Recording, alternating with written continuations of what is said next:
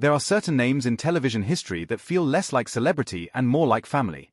Names that lived inside your living room every week, that felt warm and safe and permanent. Michael Landon was one of those names. For nearly 3 decades, he was a fixture on American television screens, first as the spirited little Joe Cartwright on Bonanza, then as the beloved Charles Ingalls on Little House on the Prairie, and finally as the gentle highway angel Jonathan Smith on Highway to Heaven. To millions of viewers, Michael Landon was not just an actor. He was a symbol. He represented decency, strength, fatherly love, and the kind of moral goodness that people wanted to believe still existed in the world. But behind that image, behind the warm smile, the flowing hair, and the emotional speeches, was a man living a far more complicated life than his television characters ever suggested. And when the end finally came, it came with a cruelty and a speed that left the entire country in a state of grief. This is the story of the horrible ending and awful death of Michael Landon, and the woman who stood beside him through every painful moment of it, his wife, Cindy Landon. To understand how Michael Landon's story ended, you first need to understand who he really was beneath the layers of fame and carefully managed public image. He was born Eugene Maurice Orowitz on October 31, 1936, in Forest Hills, Queens, New York. His childhood was not the cheerful, stable upbringing that his later television roles might suggest. His home was shadowed by his mother's severe mental illness and repeated suicide attempts, which left deep emotional scars on the young boy who would one day play television's most beloved father. His father was largely absent in the emotional sense, leaving Eugene to navigate a frightening domestic environment largely on his own. School offered little sanctuary. He was frequently bullied and socially isolated. The anti-Semitic treatment he experienced added another layer of pain to an already difficult youth. He was a boy who felt unwanted in his own home and unwelcome in the world outside it. The one thing that saved him was athletics. When the family relocated to California during his teenage years, he discovered a natural gift for javelin throwing that was extraordinary enough to earn him a scholarship to the University of Southern California. For a brief period, it seemed like the trajectory of his life might be clean and straightforward. Sports, discipline, maybe the Olympics. Then an injury ended everything. The scholarship evaporated. The dream collapsed. And a young man named Eugene Orowitz found himself adrift, working odd jobs, trying to figure out what came next. What came next was a name change and a decision to pursue acting. He became Michael Landon, and he spent years auditioning, struggling, and learning the industry from the bottom up. A low-budget horror film called I Was a Teenage Werewolf in 1957 gave him his first real visibility, and by 1959 he had landed the role that would change his life entirely, Little Joe Cartwright on NBC's Bonanza. From that point on, Michael Landon was never truly out of the public eye. He spent the next 3 decades building one of the most recognizable careers in American television history. But along the way, he also built a private life that was messy, contradictory, and often at odds with the noble characters he played on screen.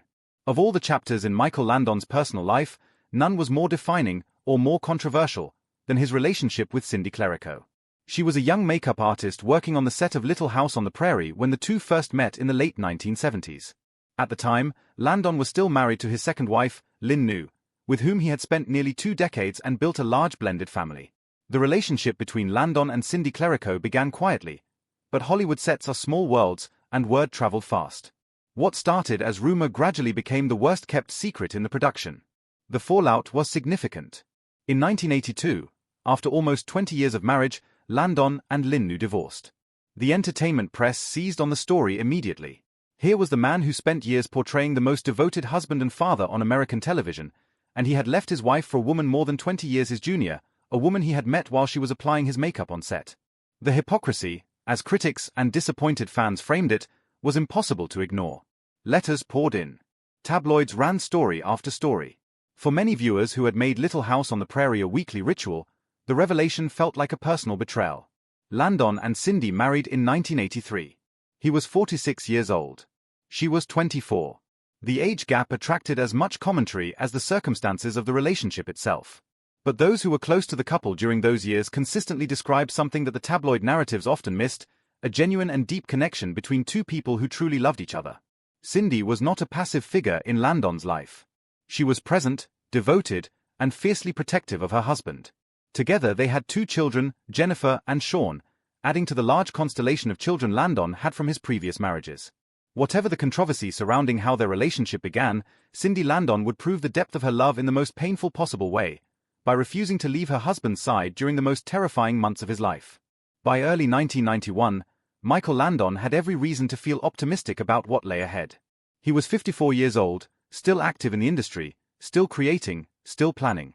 His third television series, Highway to Heaven, had run for 5 seasons and further cemented his reputation as one of the few people in Hollywood who could consistently attract large, loyal audiences. He had projects in development. He had energy and ambition. By all outward appearances, Michael Landon was a man with plenty of road still ahead of him. Then his body began sending signals that something was terribly wrong. He started experiencing intense abdominal pain that would not subside. Fatigue set in with an unusual heaviness. The discomfort grew persistent and severe enough that it could no longer be dismissed or explained away. Landon went to his doctors for a full evaluation. The tests and scans that followed delivered news that nobody in his family was prepared to hear. He had pancreatic cancer, and it was already advanced. Pancreatic cancer is one of the most aggressive and lethal forms of the disease. Its symptoms are notoriously vague in the early stages, which means it is frequently not detected until it has already spread significantly within the body. By the time most patients receive a diagnosis, the disease has often already reached a stage where curative treatment is no longer realistic. Survival rates remain among the lowest of any cancer type. When Michael Landon's doctors delivered that diagnosis in the spring of 1991, they were essentially delivering a death sentence, though no one in that room was yet ready to say those words out loud. What happened next revealed something important and admirable about the man. Rather than retreat into silence, rather than allow the story to leak out through rumor and speculation, Michael Landon chose to face his diagnosis publicly. In April of 1991, he appeared on The Tonight Show with Johnny Carson and disclosed his diagnosis to the nation himself.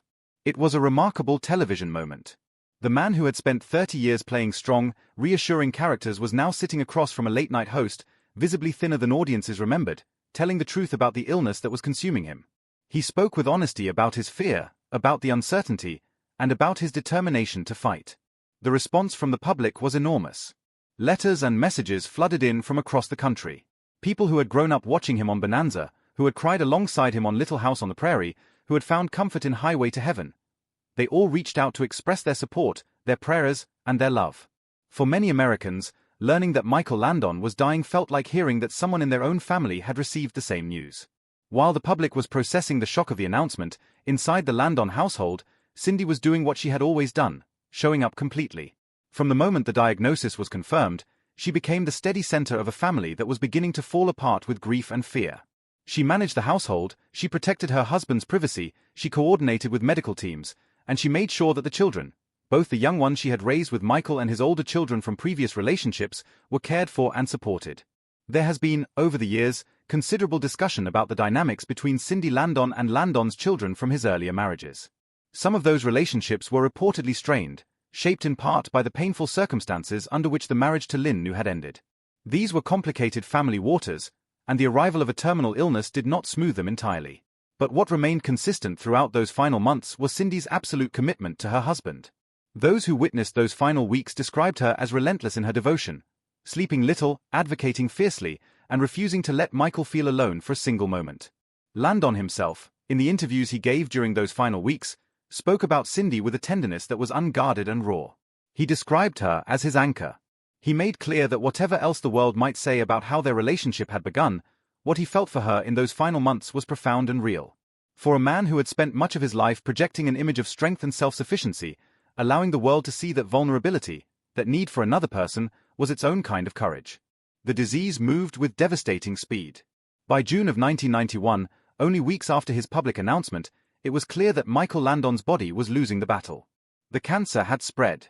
His weight dropped sharply. The man who had been physically commanding and full of energy on television sets for 3 decades was fading rapidly, and there was nothing that medicine could do to slow it down meaningfully. Landon made the decision to spend his final days at home. His house in Malibu, California, overlooking the Pacific Ocean, became the quiet place where one of television's greatest careers came to its close. He did not want hospitals. He did not want machines and sterile hallways and the cold, institutional atmosphere of a medical facility. He wanted to be where the people he loved could be near him without restriction, where his children could come and go, where he could feel the California air and hear something other than medical equipment. Cindy organized everything around that wish. She made sure the home was filled with family, with warmth, and with as much normalcy as could be preserved under circumstances that were anything but normal. His children visited. Friends from across his career came to say goodbye. The man who had played so many farewell scenes on television was now living one of his own, and there were no scripts, no directors, and no second takes. He also did something in those final weeks that spoke to the kind of person he was at his core. He sat down with a writer and began working on a piece for a national magazine, a personal reflection on his illness, his life, and the things he had come to understand about himself. He wrote about regret. He wrote about love. He wrote about the ways in which facing death had clarified things that decades of success and business had obscured. He was not performing. He was not trying to manage his image. He was simply a man trying to make sense of his own ending, and he wanted to share that process with the people who had shared his life through their television screens. On July 1, 1991, Michael Landon died at his home in Malibu. He was 54 years old. Cindy was by his side.